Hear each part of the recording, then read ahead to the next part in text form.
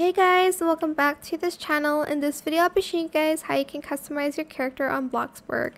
Select Interact, select Customize Character, and here you're just going to go to Custom Outfit, go to the Accessories tab, add Custom Accessories, and enter the Asset ID.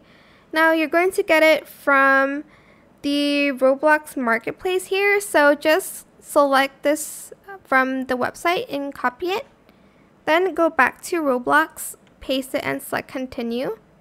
Oh, okay, there's a wrong asset type.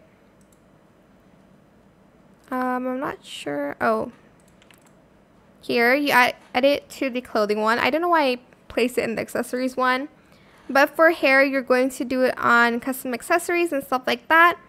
Once you're done, you're just going to select the back section. But I'm just going to add some more and I'll do that. But that is pretty much it. For hair, go here. And for like body and other like faces, you're going to place it in here. And that is it for this video. I hope it was helpful for you guys. Don't forget to like, comment, share, and also subscribe to this channel if you haven't done that already. If you have any more questions about this video, just leave it in the comment section down below. I will try my best to answer them all for you guys.